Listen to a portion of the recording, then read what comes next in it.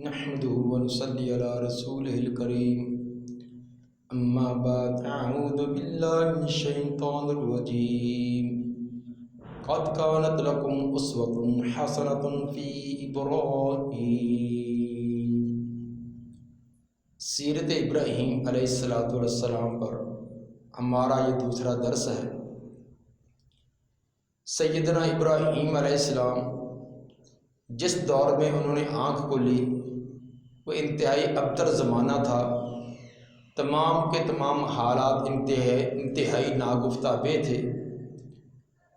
گھر کے افراد سے لے کر حکومت تک تمام کے تمام دیگر جرائم کے ساتھ ساتھ شرک کے کبیر جرم کے اندر بھی مبتلا تھے۔ شرک کے جتنے بھی انواع تھیں، ستاروں کی پوجا، چاند سورج، اس طرح مجسموں پتھروں، شجروں حجروں اور وقت کے حکمرانوں، ان تمام کی عبادت کے وہ قائل تھے۔ ایسے حالات میں سیدنا ابراہیم علیہ السلام نے آنکھ کھولی۔ سب سے پہلے حضرت ابراہیم علیہ السلام نے اپنی دعوت کا آغاز اپنے گھر سے کیا۔ کس انداز میں کیا، کس اسلوب میں کیا؟ سورہ مریم ان کی آیات اس بات پر شاہد ہے کہ ابراہیم علیہ السلام نے یہ کس طرح اپنے گھر سے دعوت کا آغاز کیا۔ اعوذ باللہ من الشیطان الرجیم وَاذْكُرْ فِي الْكِتَابِ إِبْرَاهِيمَ إِنَّهُ كَانَ صِدِّيقًا نَبِيًّا۔ کتاب میں سیدنا ابراہیم علیہ السلام کا تذکرہ بھی فرما دیجیے، بے شک ہمارے سچے نبی تھے۔ اذ قال لأبيه يا أبت لم تعبد ما لا يسمع ولا يبصر ولا يغني عنك شيئا۔ جس وقت سیدنا ابراہیم علیہ السلام نے اپنے باپ کو کہا آپ ان کی عبادت کیوں کرتے ہیں جو نہ سنتے ہیں، نہ دیکھتے ہیں اور نہ کسی قسم کا آپ کو نفع پہنچا سکتے ہیں۔ وہ پتھر کے مجسمے جو کل پاؤں کی ٹھوکر بنے ہوئے تھے، وہ ہتھوڑے کے ضرب سے خدا اور الہ کیسے بن گئے؟ جو نہ دیکھتے ہیں، نہ سنتے ہیں، نہ کوئی مشکل حل کرتے ہیں۔ ان کی عبادت کی جائے تو کوئی نفع نہ دے سکے، نہ کی جائے تو نقصان نہیں دے سکتے، تو آپ ان کے سامنے کیوں جھکتے ہیں، اپنی مشکلیں کیوں پیش کرتے ہیں؟ یا ابت انی قد جانی من العلم ما لم یأتک، اے ابا جان میرے پاس اللہ کی طرف سے علم آ چکا ہے، نبوت کا علم آ چکا ہے جو تیرے پاس نہیں ہے۔ فاتبعنی اہدک صراطا سویا، آپ میری پیروی کریں، میں آپ کو سیدھا راستہ دکھلاؤں گا۔ کیا ثابت ہوا کہ اے ابا جان اگرچہ عمر میں آپ بڑے ہیں، آپ بزرگ ہیں، آپ باپ ہیں، میں بیٹا ہوں، آپ کے بڑے احسانات ہیں، لیکن مجھے اللہ نے نبوت کا علم دیا جس سے تم محروم ہے، اس لیے تو نے میری پیروی کرنی ہوگی۔ اگرچہ میں بیٹا ہوں، میں عمر میں چھوٹا ہوں، تیری عزت احترام بڑا ہونا سب اپنی جگہ، لیکن جس کے پاس نبوت کا علم ہے، دین کا علم ہے، وہ اس قابل ہے اس کی اتباع اور پیروی کی جائے۔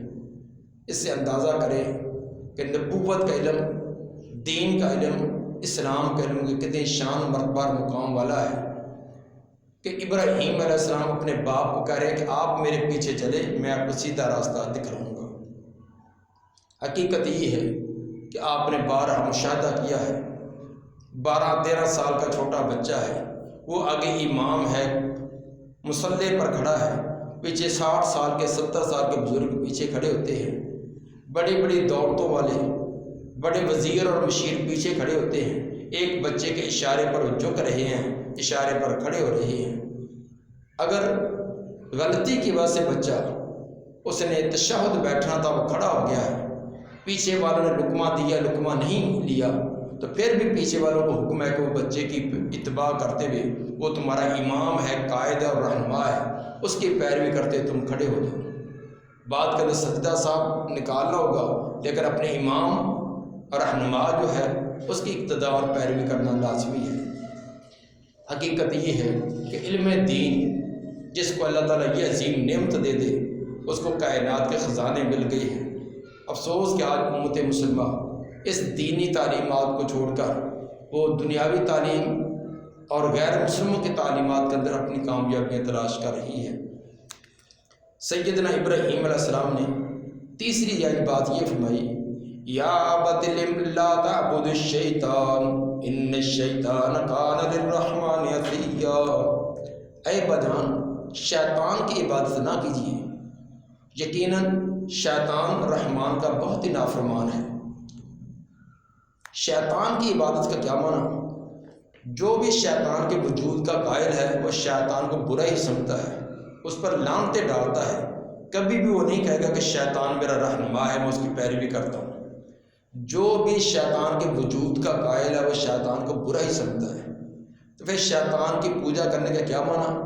کہ یہ جو آپ نے طریقہ ایجاد کیا ہے، اللہ کی صفات غیروں کو دینا، اللہ کے اختیارات غیروں کو دینا، یہ شیطان کے کہنے پر، یہ اس کی تعلیم پر، اس کے بہکانے پر یہ تو نے کیا ہے، اس لیے شیطان کی پیروی ہے اور اس کی پوجا کی جا رہی ہے۔ چوتھی بات، یا ابت انی اخاف ان یمسک عذاب من الرحمن، اے بجان مجھے ڈر ہے کہ اگر آپ اسی ڈگر پر، اسی روش پر رہے تو رحمان کی طرف سے کوئی سخت عذاب آپ کو دبوچ نہ لے، فتکون للشیطان ولیا، اور تو پھر ہمیشہ کے لیے شیطان کے پیروکار بن کر رہ جائے گا۔ یہ تھا سیدنا ابراہیم علیہ السلام کا انتہائی محبت اور انتہائی اپنے باپ کی عزت احترام کو بھی مد نظر رکھا ہے، بڑے پیار محبت اور شفقت کے ساتھ دعوت دے رہے ہیں۔ 4 مرتبہ دہرا کر کہا، یا ابتے یا ابتے، اے ابا جان اے ابا جان۔ آگے باپ کا انداز کیا ہے؟ قال اراغب انت عن آلہتی یا ابراہیم، باپ کہنے لگا کیا تم میرے الہوں اور معبودوں سے اعراض کرتا ہے اے ابراہیم؟ یہ نہیں کہا ہے میرا بیٹا نہیں کہا، جبکہ ابراہیم علیہ السلام یا ابت اے ابا جان اے ابا جان، لیکن باپ کا اکھڑ انداز جب دیکھا کہ اپنے ذاتی مفاد پر کوئی تھوڑی سی آنچ آ رہی ہے تو رشتے ختم ہیں، تعلقات منقطع ہیں، اور اکھڑ انداز میں کہا کہ کیا تو میرے الہوں سے اعراض کرتا ہے؟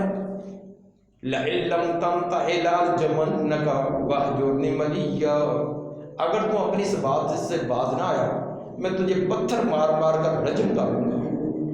اس میں کوئی لحاظ نہیں ہوگا کہ تو میرا بیٹا ہے، فلاں ہے۔ اگر میرے عقیدے اور نظریے کے خلاف بات کی، میرے اور میرے ابا و اجداد کے ان معبودوں کے خلاف کی بات کہی، تو میں خود اپنے ہاتھوں سے پتھر مار کر تجھے رجم کر دوں گا۔ وَاهْجُرْنِي مَلِيًّا، اور میرے گھر سے نکل جا اور لمبی مدت میں تیرا چہرہ نہ دیکھ سکوں۔ اب اس سے اندازہ کیجیے کہ نبوت کی تعلیمات، دین کی تعلیمات والا اس کا انداز و اسلوب، اور اس کے اندر دوسرے کی محبت اور ہمدردی کس قدر ہوتی ہے، اور ان چیزوں سے جو محروم ہوتا ہے، نبوت کی تعلیمات سے جو محروم ہے، دینی تعلیمات سے جو محروم ہے، اس کا اکھڑ پن، اس کے مزاج کے اندر بغاوت اور سرکشی، اور اپنے مفاد کو ایک معمولی سی ٹھیس بھی وہ برداشت کرنے کے لیے تیار نہیں، حتیٰ کہ قریبی سے قریبی رشتے کو بھی وہ ٹھکرا دیا ہے۔ قال السلام علیک وسأستغفر لک ربی انہ کان بی حفیا، یہ سب کچھ دے کر آخر کار سیدنا ابراہیم علیہ السلام نے آخری بات یہ کہی کہ تجھ پر سلامتی ہو، میں تو سلامتی کی دعا تجھ پر کرتا ہوں کہ اللہ تجھے سلامت رکھے۔ سأستغفر لک ربی، میں اپنے رب سے تیرے لیے استغفار بھی کرتا رہوں گا، انہ کان بی حفیا، یقیناً میرا رب میرے ساتھ بڑی مہربانی اور نوازش کرنے والا ہے۔ اس بات سے ثابت یہ ہوا کہ سب سے پہلے سیدنا ابراہیم علیہ السلام نے دعوت کا آغاز اپنے گھر سے کیا ہے۔ تو آج ہمارے لیے افسوس کی بات یہ ہے کہ اول تو ہمیں دعوت و تبلیغ کا موقع ہی نہیں، یہ ہم اس کو کام ہی نہیں سمجھتے۔ اگر بالفرض کوئی کر بھی رہا ہے، اس کی دعوت بیرونی حلقوں میں ہے، لوگوں میں ہے، لیکن اپنے گھر کے افراد کے لیے ٹائم نہیں ہے۔ تو اپنی اولاد کو، اپنے بیوی بچوں کو وقت کے دائرے پر چھوڑے رکھنا، خود اپنے آپ کو دیندار بنائے رکھنا، یہ کوئی دینداری نہیں ہے، یہ دنیا اور آخرت میں ناکامی کا سبب اور ذریعہ بن سکتی ہے۔ اگر خدا نہ خواستہ آپ کے چھوٹے بیٹے کے ہاتھ میں پسٹل بھرا ہوا آ جائے تو آپ کی کیفیت کیا ہوتی ہے؟ ایک سانس لینا بھی آپ کے لیے مشکل ہو جاتا ہے۔ ہر یہی کوشش ہوگی کیسے کیسے اسے پکڑ لیا جائے، وہ کہیں اپنے آپ کو یا کسی اور کو قتل نہ کر دے۔ اسی طرح آپ کا بیٹا وہ جلتی ہوئی آگ میں گرنے والا ہو تو آپ کے بچانے کے لیے کیا کیفیتیں ہوتی ہیں؟ نہ کھانا پینا اچھا لگتا ہے، نہ کاروبار اچھا لگتا ہے، نہ کوئی اور سکون ہوتا ہے۔ یہی ایک سوچ اور فکر ہوتی ہے کہ کیسے نہ کیسے میرا بیٹا بچ جائے۔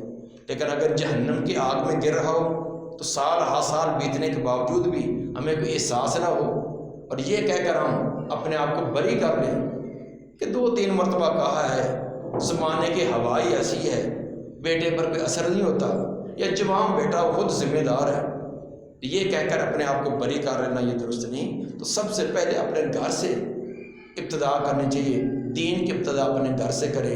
آج ہمیں دنیاوی دندوں نے اس قدر گھر کے ماحول سے غافل کر دیا ہے کہ دن رات دنیا ہی دنیا، پیسہ ہی ہمارا مطلوب اور مقصود بن گیا ہے۔ اتنا بھی ہمارے پاس فرصت اور ٹائم نہیں کہ 10 منٹ کے لیے اپنی اولاد کو اولاد کو دیں، اپنی بیوی کو، اپنے بوڑھے والدین کو کہ 10 منٹ ان کے پاس بیٹھ کر ان کی باتیں سنیں، ان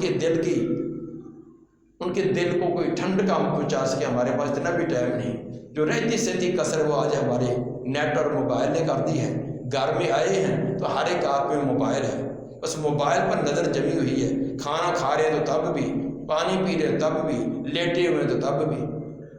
نہ والدین کے لیے ٹائم ہے، نہ اولاد کے لیے ٹائم ہے، نہ کسی اور رشتہ دار کے لیے ٹائم ہے۔ اللہ تعالیٰ میں توفیق عطا فرمائے کہ ہم بھی سیدنا ابراہیم علیہ السلام کی سیرت کو اپناتے ہوئے سب سے پہلے اپنے آپ کو، اپنے بعد اپنے گھرانے کو دعوت و تبلیغ کا مرکز بنائیں، ان کو دعوت صراط مستقیم کے دیں۔ اللہ تعالیٰ میں توفیق عطا فرمائے۔